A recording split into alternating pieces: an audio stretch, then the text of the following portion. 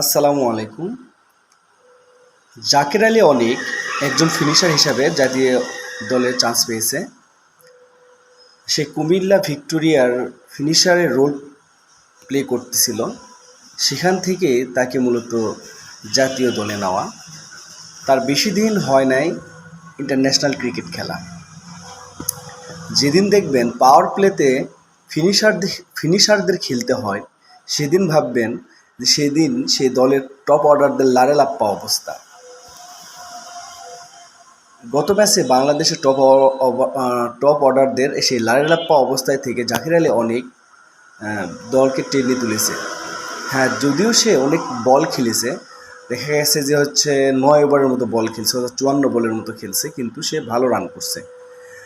একজন ফিনিশার যখন উপরে খেলে, সে দলের যে কী অবস্থা হয় গত ম্যাচ খেলাতে দেখেছে, এটা বোঝা গেছে। তো দোয়া করি আজকের ম্যাচটা যেন ওই রকম না হয়, টপ অর্ডাররা যেন ভালো করে, ফিনিশাররা তো ফিনিশিংয়ের কাজ করবেই, শামীম হোসেন পাটোয়ারি বা জাকির আলী অনিক তাদের যে কাজ সেটা করবেই, কিন্তু টপ অর্ডাররা যেন ভালো করে। আরেকটা কথা হচ্ছে, নাইম শেখকে কী কারণে নেওয়া হয়েছে সেটা তো বোঝাই গেল না। তানজিম তামিম সে তো ভালোই করছিল, কিন্তু তাকে বসানো হলো কেন আমার বোধগম্য হয় না। এখানে সমস্যা যে কোথায় এখনো বোঝা যাচ্ছে না।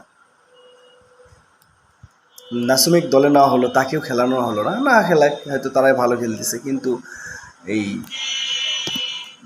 সেট ব্যাটসম্যানে বসায় রাখা নাইম শেখকে দেওয়া হলো। নাইম শেখ কি ওই যে 7,000 টাকা করে মাঠ ভাড়া করছিল, এই জন্য তার পারফরমেন্সের এই তার প্রতিদান? ওই ম্যাচে সে বললো আমাকে চারে নামাইছে দেখে এরকম হয়েছে, তাকে নিয়ে এসে ওপেনিংয়ে দিল, যে আরও লারিলাপ্পা অবস্থা। তো দোয়া করি আজকের ম্যাচটা ভালো খেলুক, আর নাইম শেখের বদলে আগের ওই তামিমে কি আমরা দেখতে চাই, এই দোয়াই রইল। আসসালামু আলাইকুম।